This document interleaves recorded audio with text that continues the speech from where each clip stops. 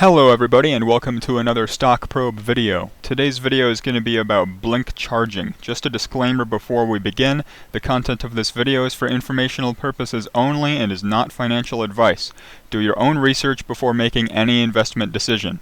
The founder and current CEO of BLNK is Michael Farkas. There's been over 51,000 stations that BLNK has either contracted, sold, or deployed as of Q2 this year. BLNK has four main ownership models for its stations. That includes BLNK-owned stations, where BLNK pays all the expenses and retains all of the charging revenue. There's also the BLNK-owned hybrid model, where the host pays the installation cost, and the revenues from the charging get split between BLNK and the site host. There's the host-owned stations, where the host pays all of the expenses and the host gets all of the revenues. And then there's BLNK as a service, where the host pays only the installation and they pay a fixed monthly fee. And BLNK still is the owner of those stations, but the site host keeps all of the revenue from them. Now, BLNK has their own BLNK-branded stations. These are all done under the BLNK charging brand. But the overall company of BLNK actually owns a number of other charging networks beyond that BLNK network. Last year they acquired Blue Corner, an operator of stations over in continental Europe. They gained over 20,000 stations from that acquisition, although a lot of those stations were non-networked. And as of the 2021 annual report, BLNK had 7,366 stalls from the Blue Corner network that had become part of the BLNK network, and there were 920 more that were pending to be added. In April this year, BLNK acquired Electric Blue, also known as EB Charging. That's a charging network in the UK. And BLNK gained 1,150 stations from that. And in June this year, BLNK acquired SemiConnect, which provided them another 13,000 stations. Now, those are the most significant acquisitions that they've had, but they've had a number of other ones in the past as well.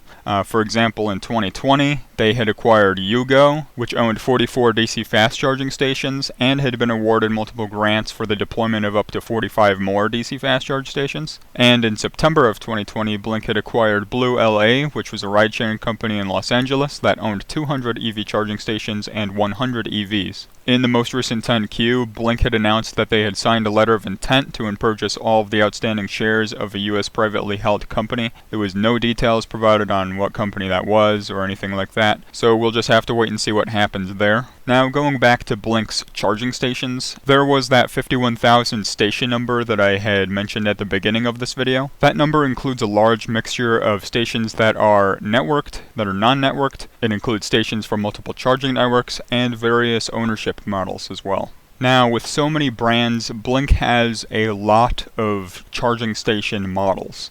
Some of the main ones under the main BLNK brand include the IQ200 product. That's kind of their standard product for commercial settings. They also offer their MQ200 product, targeted at fleets and multi-unit locations. And they have the HQ200, which is their home charging product. BLNK also offers a 60 to 360 kilowatt DC fast charging station. And they also offer a smaller, more compact 30 kilowatt DC fast charging station as well. Now, a product that they have that I find particularly interesting is their Vision IQ200 product. They showed this product off for the first time at the end of the third quarter last year, and at the time it was basically a pedestal with some 30-inch displays on them, and it had their standard IQ200 stations kind of attached to that pedestal. But during their recent Q2 presentation this year, they showed off a new design for that product, which looks very, very similar to a Volta station. Now, I'm not sure if BLNK is going to try and copy Volta's model,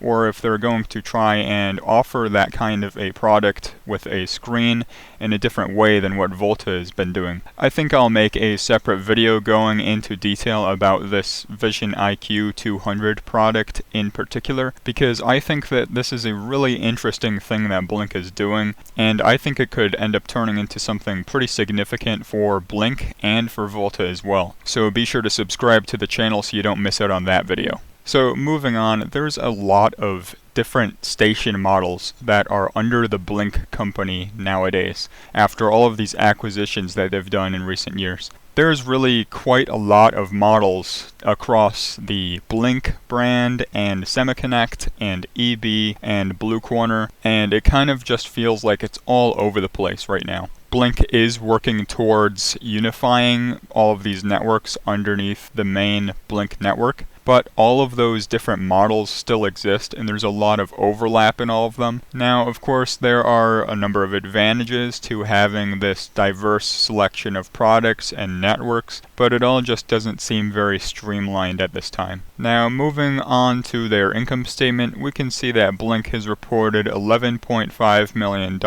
of revenue in the second quarter this year. 8.8 million of that came from product sales and almost 1.5 million came from charging services, which is just the sale of electricity. Further down, we can see their cost of revenues at 9.5 million, which includes the cost of product sales at 6.4 million, and the cost of charging services, which is at $351,000 here for the second quarter.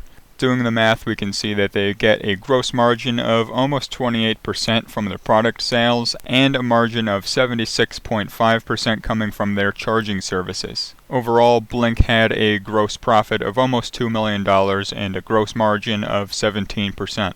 Going down to the operating expenses, we can see that they had compensation of $10.8 million. They had general and administrative expenses coming in at $9 million, and their other operating expenses came in at $4.1 million. That brought their operating expenses up to a total of $23.9 million. And finally, BLNK reported a net loss of $22.6 million. Taking a look at their balance sheet, we can see that they have cash of $85.1 million, current assets of $124.2 million, and total assets of $383.5 million. Now, I also think it's worth pointing out that as a result of these acquisitions that they've been making, $156 million of their total assets is goodwill. Looking further down, we can see that BLNK's current liabilities are at $39.4 million, and finally that their total liabilities are at $90.9 million. Now, I'm just going to go ahead and give my thoughts on BLNK. I think that there's nothing particularly unique about BLNK's hardware among their competitors.